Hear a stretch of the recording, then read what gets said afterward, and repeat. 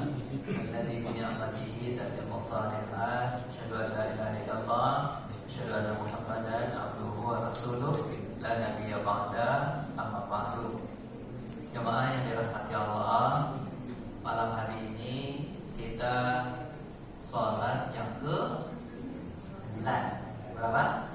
9. Berarti tinggal 21 hari lagi. Ya, 21 hari lagi Pak. Bapak mulai merasa nih Pak, iya, di bulan Ramadan selalu ayat yang dibaca apa? Ya ayyuhalladzina amanu kutiba alaikumussyam kama kutiba alal ladzina min qablikum la'allakum tattaqun. Terus hadisnya dibaca. Apa hadisnya? Man shoma ramadhana imanan wa ihtisaban ghufira lahu ma taqaddama min dhanbi. Siapa yang puasa di bulan suci Ramadan dengan penuh keimanan dan perhitungan. Maksudnya perhitungan itu apa? Bukan hitung-hitung 300 hari lagi, entar lagi lebaran. Bukan itu maksudnya, tapi hitung-hitungnya loh. Sudah 9 hari puasa. Apakah saya sudah mendapatkan keampunan Allah atau tidak? Rugi saya. Tadi Nabi mengatakan, rugi makan pun celaka orang. Maka Ramadan dia dapat bulan suci Ramadan, falam yufarlah, tapi dia tidak dapat keampunan Allah Subhanahu wa taala. Celaka. Jadi bulan apa lagi yang kita bisa dapat keampunan Allah kalau bukan bulan Ramadan? Itu kalau di puasanya. Terus kalau di hadisnya, kalau di sholat malamnya, man qoma ramadhana imanan wa ihtisaban ghufira lahu ma taqaddama min dhanbi. Siapa yang mendirikan malamnya bulan Ramadan dengan penuh keimanan dan perhitungan, diampunkan dosanya yang lalu. Jadi intinya di sana ada dua untuk mengikuti bulan suci Ramadan ini, iman dan perhitungan. Ini kalau kita belajar iman Pak, lama waktunya panjang, tapi kita coba bahas sedikit. Iman itu letaknya di kepala atau di dada? Dada, di hati. Karena Al-Quran diturunkan oleh Nabi Muhammad, Al-Quran diturunkan oleh Allah kepada Nabi Muhammad lewat Jibril. Itu kemana diturunkannya Pak? Apakah lewat pandangan mata atau lewat pendengaran telinga? Mana yang betul Pak? Apakah pakai teks? Ini apa kata Jibril? Ini teksnya nih. Ini nampak kan teks ini kan? Adanya. Bacalah Muhammad. Begitu gak Pak? Enggak. Karena Nabi Muhammad tidak bisa tulis, tidak bisa baca. Berarti Al-Quran itu turun kepada Nabi Muhammad lewat pendengaran telinga. Jawablah Pak. Oke, cepat. Lewat pendengaran telinga atau bukan? Iya. Nah, saya contohkan. Nabi Muhammad lagi duduk bersama sahabat. Duduk bersama model turunnya wahyu gitu Pak. Duduk lagi sahabat. Terus setelah itu Nabi Muhammad serius. Setelah serius, selesai. Apa kata Nabi Muhammad SAW?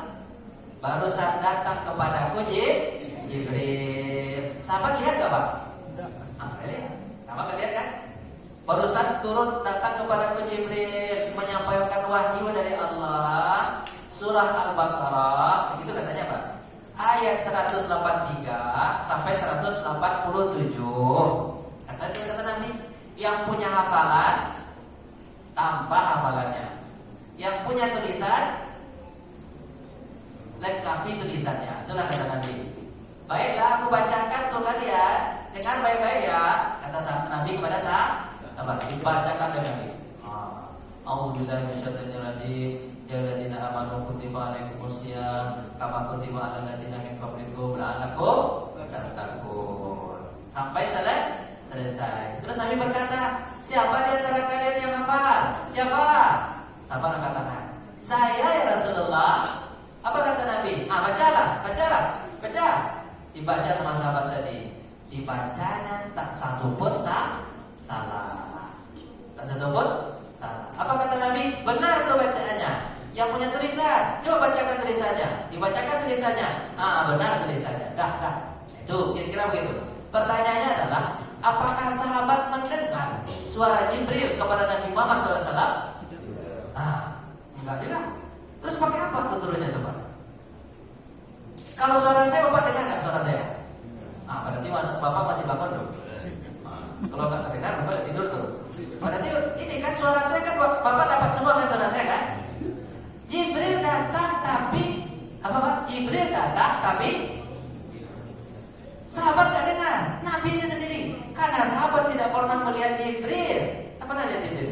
Kecuali Jibril kalau berubah menjadi manusia. Itu hadis itu Pak, ada tentang Islam, iman, ihsan. Itu Jibril datang itu bagaimana Pak? Seperti manusia kan? Tapi kalau Jibril datang kepada Nabi Muhammad berupa bentuknya sendiri, tidak berubah jadi manusia, tidak ada sahabat yang pernah lihat. Dan sahabat pun tidak pernah mendengar suara. Al-Quran mengatakan, Al-Quran itu turun ke apa Pak? Al-Quran itu diturunkan ke hati Nabi Muhammad. Inna anzalna alaikal Qur'ana ala qalbika.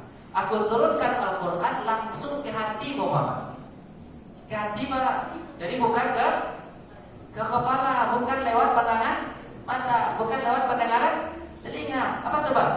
Karena pandangan mata, pendengaran telinga itu bisa salah. Bisa salah Pak? Pendengaran telinga, ada pepatah mengatakan, saya tak percaya dengan omonganmu sampai saya melihat dengan mata kepala saya sendiri. Jadi itu pepatah Pak. Mana yang lebih akurat Pak informasinya? Lewat pendengaran telinga atau lewat pandangan mata? Ya, mau boleh dikit Pak. Pak mana Pak? Pendengaran telinga atau pandangan mata? Pandangan mata. Tapi mata bisa salah nggak Pak?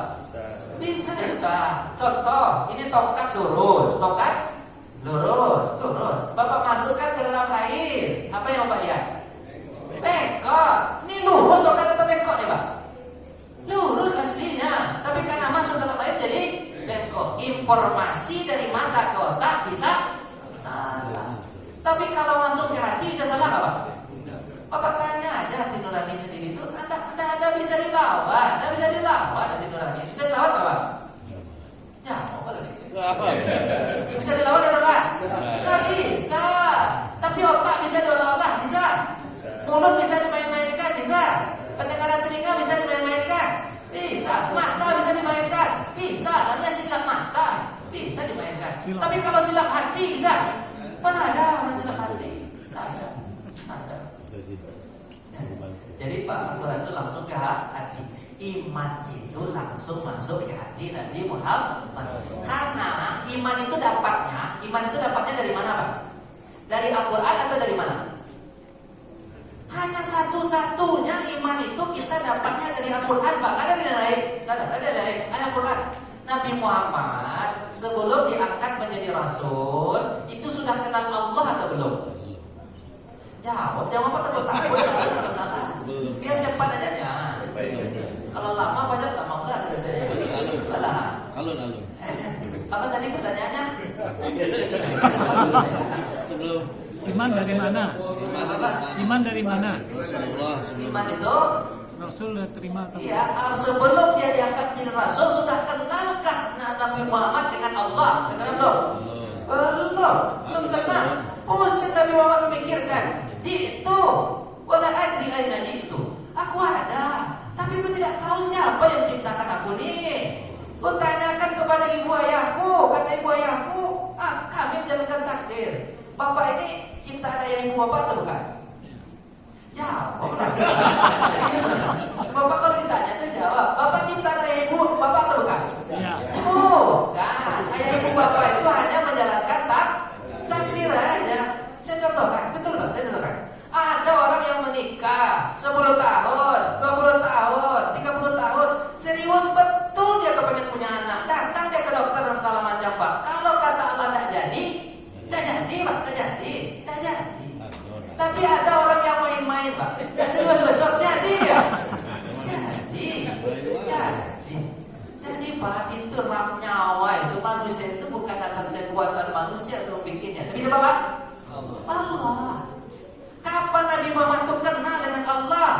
ketika wahyu datang kepadanya, Iqra bismi rabbikal ladzi khalaq, baca dengan nama Tuhanmu yang menciptakan. Wah, ini menciptakan saya ini dia kata Nabi Muhammad. Baru tahu Nabi Muhammad dengan Allah ketika Allah sudah menyampaikan aku Tuhan.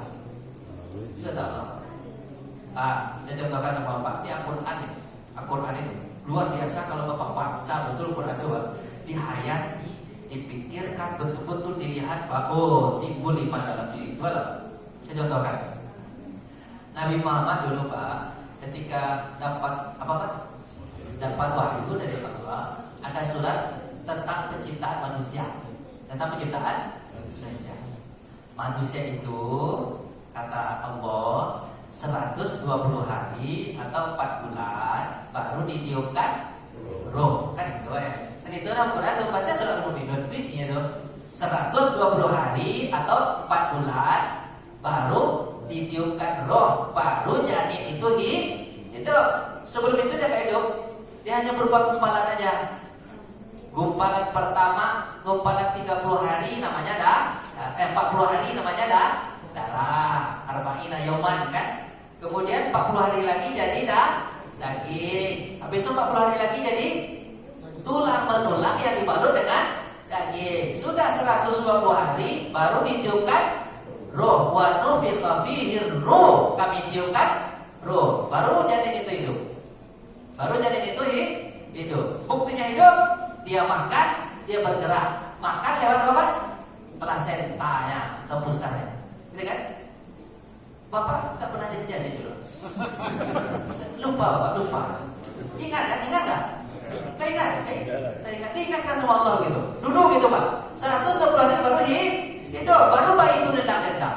Kalau Bapak hidup pada masa Nabi Muhammad nih, Nabi Muhammad bicara seperti itu, dia Quran nih. Kira-kira apa tanggapan Bapak? Percaya kan? Serius Bapak percaya deh? Hebat betul Bapak, seperti Abu Bakar Bapak berarti. Hebat Bapak. Kalau mungkin sebagian orang Bapak akan berpikir begini, Nabi Muhammad ini bukan dokter, gak sama Pak Irfan dia, beda. Dia gak dokter, Nabi Muhammad ya? Nabi Muhammad gak dokter, gak punya USG. Tahu-tahu aja Nabi Muhammad ini pandai-pandai ngomong aja. Mungkin itu komentar. Pandai-pandai aja Nabi Muhammad ini apa dia ngomong aja, sembarang ngomong aja deh. Dan itu mungkin komentar Pak. Mungkin itu komentar. Karena belum ditemukan ilmunya Pak. Tapi setelah ditemukan ilmunya, orang dapat menemukan USG. Setelah diteliti sama orang dari mulai pembuatan sampai 120 hari baru ditiupkan roh. Apa kata orang sekarang? Benar, Al-Quran bicara benar. Masalahnya ini bukan omongan Nabi Pak. Nabi itu gak dokter. Al-Quran itu dari Allah. Dari Allah Pak. Dan Al-Quran itu kemampuannya melebihi dari kemampuan otak Pak. Otak orang belum sampai, tapi Al-Quran sudah bicara. Itu hebatnya Al-Quran. Makanya otak kita ini diletakkan di bawah Al-Quran. Jangan di atas Al-Quran. Sampai ada orang berkata Al-Quran itu kitab kuno, sudah lama itu kitab Quran, tidak relevan lagi untuk zaman sekarang. Buang aja, ganti dengan yang baru. Kan ada sebagian orang ngomong begitu, tidak cocok dengan otak kita. Tidak boleh kita mengatakan itu dari Al-Quran kalau kita beriman. Kita lihat Al-Quran itu dulu, baca Quran itu dulu. Kalau kita bisa mengeluarkan isinya, jangan kita katakan otak saya belum sampai memikirkan Al-Quran. Itu harus komentarnya Pak. Itu saya mau contohkan satu lagi sama Pak, itu kan yang ditemukan ibunya sama orang. Yang tidak ditemukan sama orang sampai sekarang tidak ditemukan sama orang. Saya contohkan sama Pak. Satu apa? Dalam surah Al-Kahfi, kenapa tidak Kahfi ya? Itu ada 3 cerita Pak. Cerita pertama apa namanya? Tentang Ashabul Kahfi. Itu tidak masuk di akal ceritanya Pak. Susah itu masuknya di akal. Masa iya ada orang tidur 309 tahun, tidak makan, tidak minum, tapi tidak mati Pak. Bapak coba tidur 309 tahun, gimana rasanya? Mati, pasti mati itu, mati itu. Tak ada makan, tak ada minum. Tapi Ashabul Kahfi tidak meninggal hidup. Itu kan tidak masuk di akal. Itu hebatnya Allah. Terus apa lagi Pak? Cerita kedua dalam Ashabul Kahfi itu, surah Kahfi. Nabi Musa dan Nabi Khidir. Itu nggak masuk di akal. Nggak cerita itu Pak. Bertemu Nabi Musa dengan Nabi Khidir. Nabi Khidir itu di antara Nabi yang 25 atau bukan Pak? Enggak, dia nggak masuk di antara 25 itu Pak. Jumlah Nabi berapa jumlahnya semua Pak? Semua Nabi 124 ribu. Banyak nggak itu? Banyak. Yang menjadi Rasul Bapak banyak. Jangan lupa kan? 313. Berapa? 313. Yang wajib Bapak hafal berapa? 25. Agar misalnya nih Bapak susah hidup, ada yang kaya, lihatlah Nabi seperti Nabi Sulaiman, ya kan? Dia punya jabatan hebat. Ada yang jadi karyawan, lihatlah seperti Nabi Yusuf. Kan karena itu awalnya Yusuf, bendahara Pak. Bendahara kan karyawan doi. Berarti Nabi Yusuf, kan lagi. Kalau ada yang sakit, lihatnya seperti siapa? Nabi Ayub. Kalau yang punya banyak masalah, dia siapa? Nabi Muhammad. Nabi Muhammad itu masalah banyak tuh Pak. Baru lahir aja langsung yatim. Itu masalah besar itu. Tidak punya ayah, habis itu 6 tahun tidak punya ibu, saudara tidak punya, hidup numpang-numpang. Numpang sama kakek, numpang sama paman. Itu kan? Setelah itu ada usia menikah. Nabi Muhammad istrinya 12. Bapak istri Bapak berapa? Jawab. Nabi Muhammad istrinya 12. Bapak istri Bapak berapa? Ada ya Pak ya? Itu kan jawabnya pasti 1. Saya berani Bapak jawabnya hanya 1. 1 kata Bapak kan? 1 musik gak Bapak? Ini 10. Kira musik gak Bapak? Pusing tuh. Anak tiri banyak. Pusing tuh. Nabi Muhammad itu presiden. Nabi Muhammad itu lama besar. Tapi selesai masalah semua. Selesai. Kalau yang banyak masalah, lihat Nabi Muhammad. Kalau yang dibenci sama ayahnya, dia Nabi Ibrahim.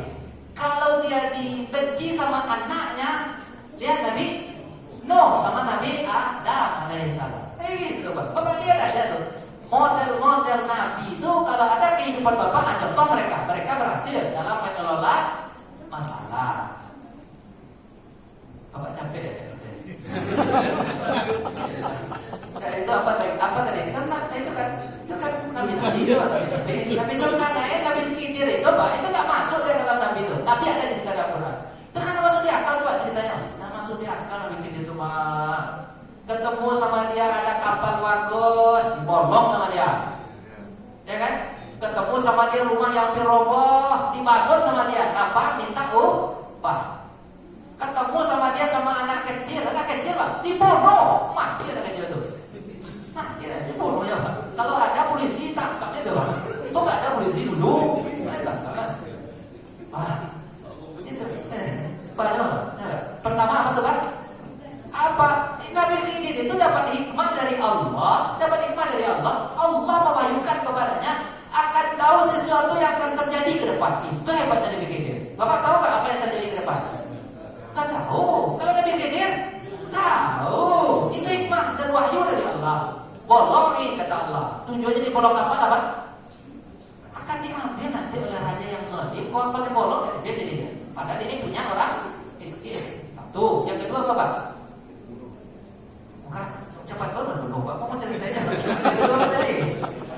Dibangun rumah, apa minta Pak? Rumahnya beroboh. Di bawah rumah itu ada harta anak yatim. Di bawah itu ada harta anak yatim. Kalau roboh nanti orang nggak tinggal di situ. Tapi kalau dibangun nanti anak yatim ikut tinggal di situ. Nanti lama-lama dia kali-kali dapat yang nggak diangkat. Itu tujuannya, tahu dia mereka. Terus dibunuh anak kecil. Woi, Nabi Musa gerah dia. Orang dibunuh aja sama dia. Ini apa masalah? Tahu nggak apa jawaban Nabi Khidir? Anak ini nanti kalau dewasa dia jadi durhaka kepada orang tuanya dan menyeret pula orang tuanya masuk ke neraka. Daripada dia dan orang tuanya masuk neraka, aku bunuh dari sekarang. Bapak tahu nggak anak kecil sekarang yang kira-kira ke neraka, bunuh aja sekarang. Jadi kalau bunuh aja sekarang, sama bunuh aja. Udah nih Pak. Bapak nggak tahu masa depan, tapi Nabi Khidir tahu dia masa depan dibunuhnya. Itu hebatnya kan masuk di akal cerita itu Pak, masuk di akal. Tapi kita cerita cerita siapa tadi Pak? Nabi Zulkarnain. Nabi Zulkarnain itu Pak, kan masyarakat berkata ke Nabi Zulkarnain ketika dia jalan, apa kata masyarakat? Inna ya'juj wa ma'juj mufsiduna fil ardh. Sesungguhnya Ya'juj Ma'juj mereka merusak di muka bumi. Ij'al lana hatma. Buatkanlah untuk kami apa Pak? Benteng dinding agar mereka akan sampai ke kami. Sebab kalau mereka sampai ke kami habis mati kan. Tolong. Apa kata Nabi Zulkarnain? Hadini zubaran hadidin. Bawakan kepadaku lempengan besi. Aku buatkan untuk kalian tarafain, 2 gundukan besar sebagai penghalang kalian supaya kalian tidak kena sama Ya'juj Ma'juj. Pertanyaan saya, Nabi Zulkarnain itu hidupnya di dunia ini atau di dunia lain? Di bumi ini atau di bumi lain? Jawab Pak, cepat. Di bumi ini atau di bumi lain? Bumi lain? Di mana bumi? Bumi ini. Bumi ini lah.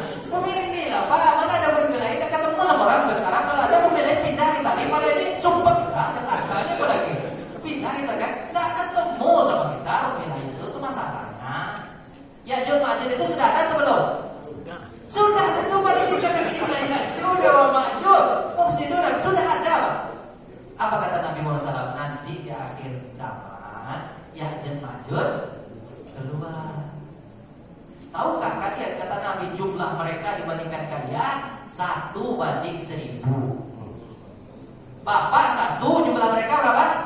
1000. Dan kalian berperang dengan mereka seperti aku berperang sekarang dengan alat-alat yang ada. Berarti apa Pak? Pakai panah, pakai pedang. Kira-kira Bapak, kalau kira-kira Bapak nih, Bapak sendiri melawan 1000 orang pakai pedang, berani nggak Bapak? Jawab lah Pak. Berani nggak? Bapak sendiri lawan 1000 orang pakai pedang, berani nggak? Mana ada berani Bapak? Nabi Isa sama Nabi Imam Mahdi itu Pak, Dajjal dilawannya mati aja.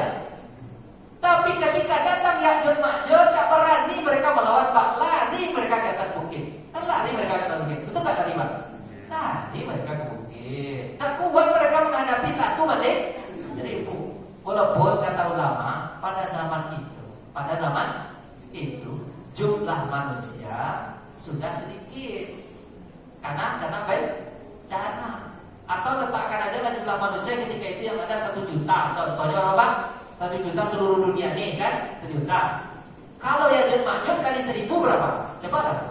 1 juta kali 1000 berapa tuh? 1 miliar. 1 miliar Pak. Sekarang saya mau nanya sama Bapak.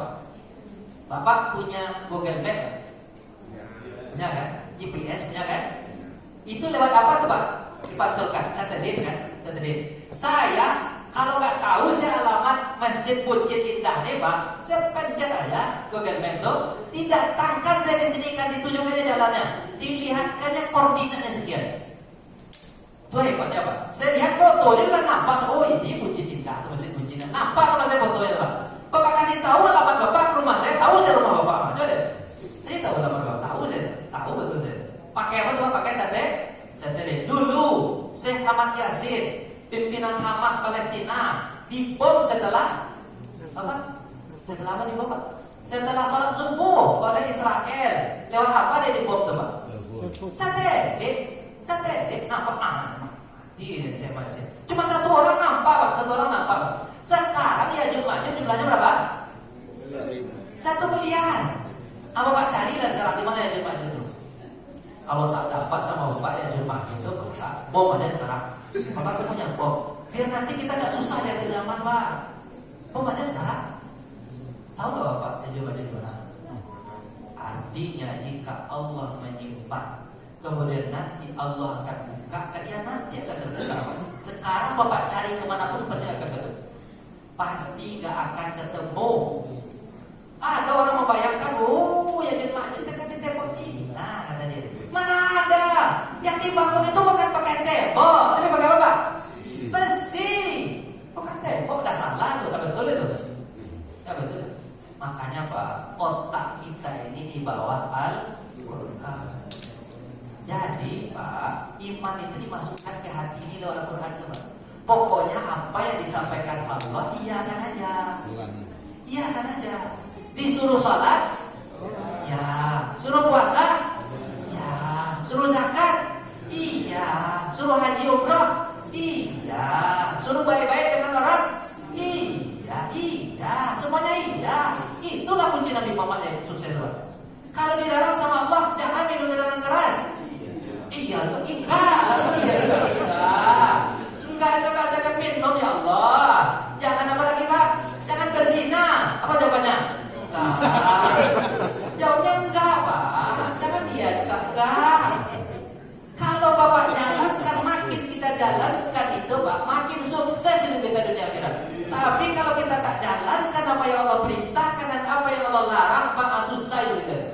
Terus terakhir, ini betul-betul udah habis pulang. Belum. Halo Nang.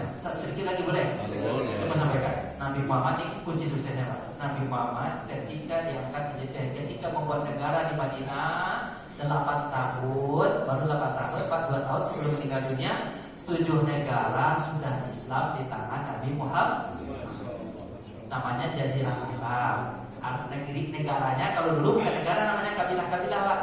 Arab Saudi, Yaman, Oman, Uni Emirat Arab, Bahrain, Kuwait, Qatar. 7 negara itu Pak. Tunduk ke Nabi Muhammad Pak. Baik mereka tunduk jadi orang Islam maupun tunduk tetap di agama mereka tapi mengakui kekuasaan Islam. Itu banyak 7 negara. Sekarang Bapak sudah berapa negara Pak kuasai? Ya, Bapak. Nah, saya bertanya sama Pak, Nabi Muhammad itu di mana belajar politiknya tuh? Tata negaranya di mana dia belajar tuh Pak? Di Al-Quran. Nabi Muhammad taman SD atau taman SMP, SMA atau kelas 1 Pak? Di mana? Dia tidak bisa tulis baca Pak, tapi bisa. Kuncinya itu, kuncinya. Oh, itu kan Nabi Ustaz. Turun kepada Abu Bakar. Abu Bakar itu menjabat 2 tahun teman Pak. Tapi negeri Syam tunduk di tangan. Negeri Syam itu sekarang 4 negara itu Pak. Palestina, Yordania, Lebanon, Suriah. 4 negara itu. Abu Bakar menjadi khalifahnya. 4 di tangan Abu Bakar, warisan di Nabi 7 jadi berapa? 11. Pada masa Abu Bakar ada masalah atau tidak ada masalah? Ada masalah orang murtad, masalah orang tidak mau bayar zakat. Ada masalah. Tapi selesai. Umar bin Khattab menjabat 10 tahun setelah Abu Bakar. Berapa negara yang dikuasai sama Umar? 7 negara, 6 negara, 6. Afrika bagian utara Pak. Afrika bagian utara betul. Mesir, Sudan, Libya, Maroko yang menang bola mana itu sudah 4 ya. Maroko, Tunisia, Aljazair, kan itu Pak ya? Itu Pak. 6 negara dikuasai sama Umar bin Khattab. Ada masalah nggak pada masa itu Pak? Ada masalah. Melawan sama Roma ada masalah. Banyak masalah. Tapi selesai. 6 pada masa Umar bin Khattab, tambah 4 pada masa Abu Bakar, jadi berapa? 10, tambah 7 pada masa Nabi, berapa? 17. Kepala negaranya siapa? Umar bin Khattab. Saya mau tanya sama Bapak, Umar bin Khattab itu punya grup WA? Jawab, untuk koordinasi. Punya grup WA? Nggak punya. Terus kenapa kok sejalan dengan gubernur-gubernur? Itu dulu gubernur namanya. Kenapa sejalan? Sebelum mereka jadi gubernur dipanggil sini.